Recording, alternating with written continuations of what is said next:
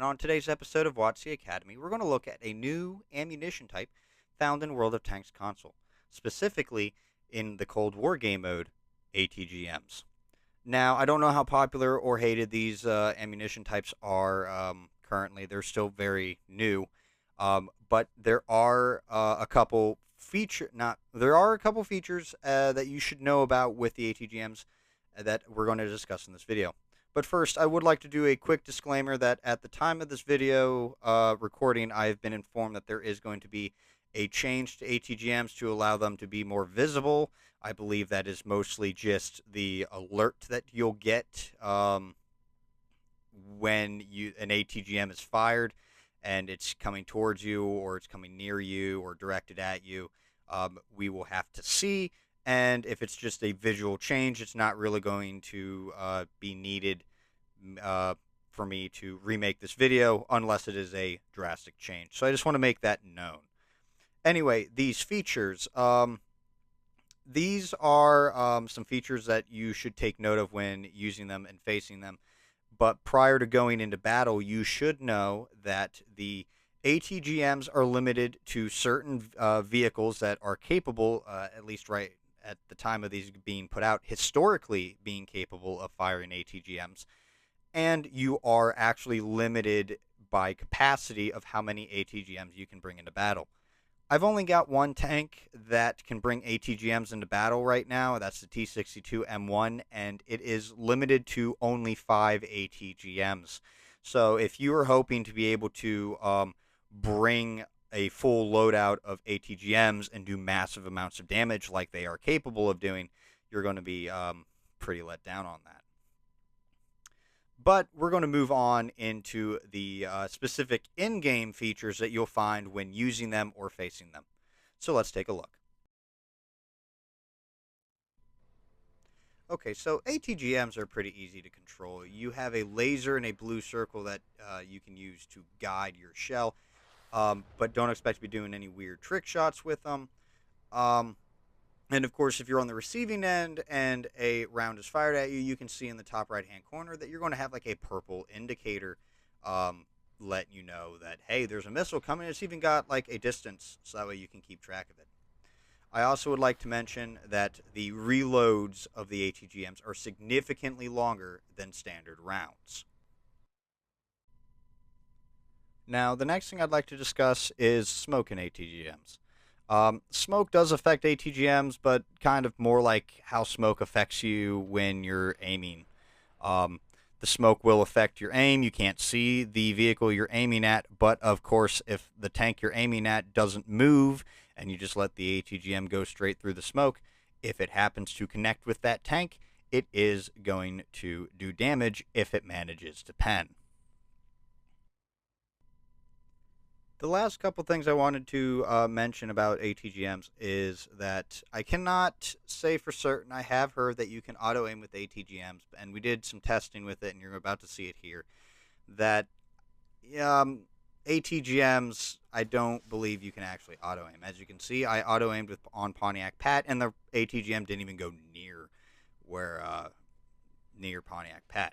But Pontiac Pat does the same thing to me, and he is much more successful, but he still fails to actually hit me, and I'm sitting perfectly still.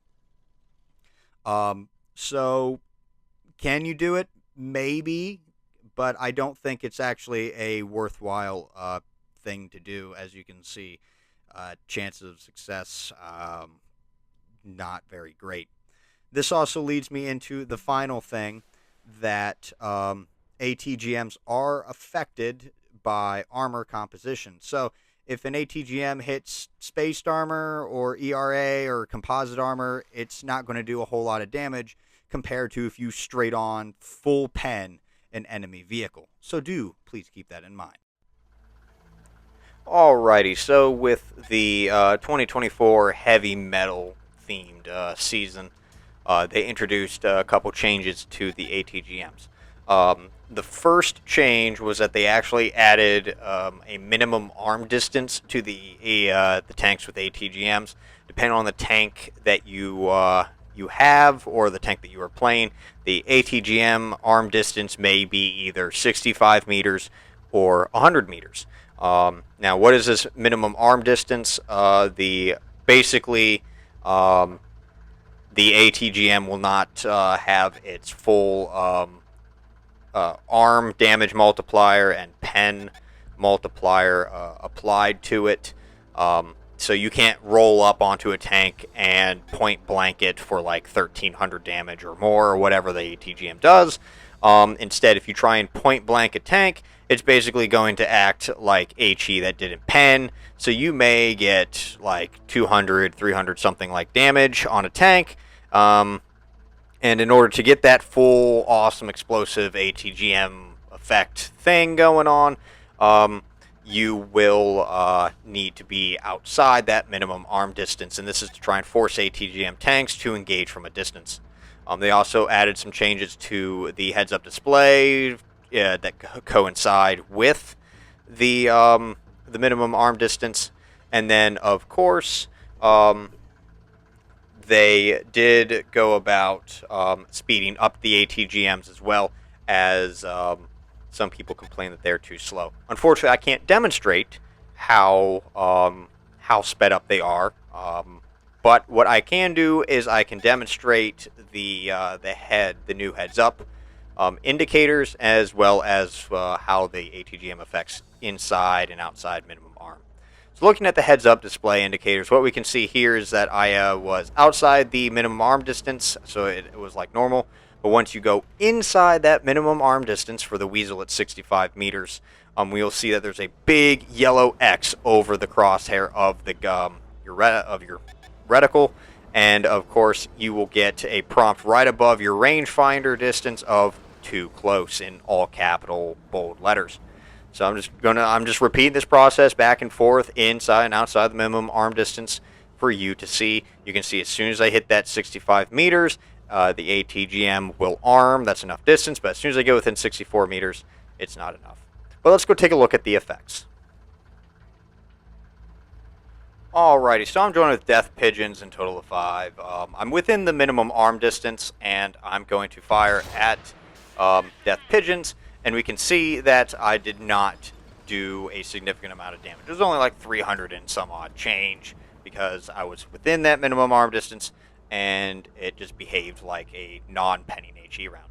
However, I'm going to back out outside the arm distance here at like 73 meters, and we can see that when I fire, I do like 1,300 something damage on Death Pigeons, and so we can see that inside the minimum arm distance, you're not going to really get much effect, and of course, backing out, you will get a full pen effect. Now, I will admit, there is going to be a fluke here coming up, of course. It turns out the round genuinely did not pen. I was not really paying attention to the armor profile of the Thumper at the time. I just need something with some armor, basically.